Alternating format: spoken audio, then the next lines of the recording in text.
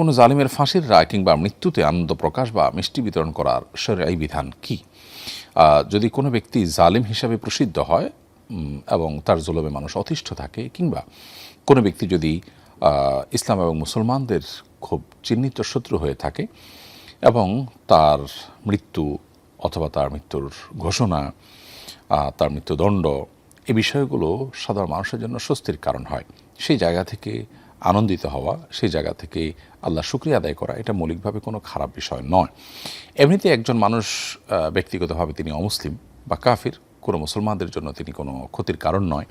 অথবা কোনো মানুষ ব্যক্তিগতভাবে হয়তো পাপিষ্ট মানুষ, কিন্তু তিনি মানুষের অতিষ্ঠের কারণ বা মানুষের প্রতি জুলুমের জন্য কুখ্যাতি আছে, এরকম কোনো মানুষ নয়। এরকম মানুষের মৃত্যুতে একজন মুসলমান হিসেবে আমার আনন্দিত হব না, বরং আমাদের মধ্যে ব্যথা কাজ করবে যে লোকটা ঈমান নিয়ে যেতে পারলেন না, তওবা করে যেতে পারলেন না, তার জন্য এক ধরনের করুণা কাজ করবে। কিন্তু এর বিপরীতে যদি লোকটি হয় ইসলাম এবং মুসলমানদের বিরুদ্ধে নানাবিধ কর্মকাণ্ডে লিপ্ত, ষড়যন্ত্রে লিপ্ত, ইসলাম এবং মুসলমানদের অগ্রযাত্রাকে থামিয়ে দেওয়ার জন্য অমুসলিমদের সাথে হাত মেলানো বা তাদের ক্রীড়ানকে পরিণত হওয়া মানুষ, কিংবা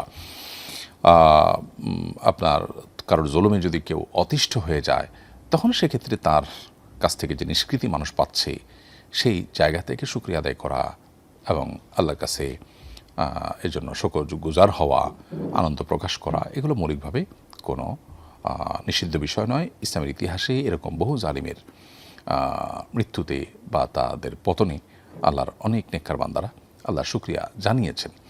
অতএব বিষয়টা ভ্যারি করে যে এটা কি সাধারণ কোনো ফাসিক বা কাফের, নাকি ইসলাম মুসলিম বিদ্বেষী এবং কোনো জালিম যার জুলুমের জন্য তার কুখ্যাতি হয়েছে সেরকম মানুষের মৃত্যু, এটার উপর নির্ভর করে বিধানটি। তবে সেই সাথে এটিও মাথায় রাখতে হবে যে আনন্দ প্রকাশ, যে কোনো ক্ষেত্রে আনন্দ প্রকাশ বা আল্লাহর শুকরিয়া আদায়, এগুলোরও একটা সীমা রেখা আছে। সেই সীমা রেখা আমরা কোনো অবস্থাতেই অতিক্রম করতে পারি না।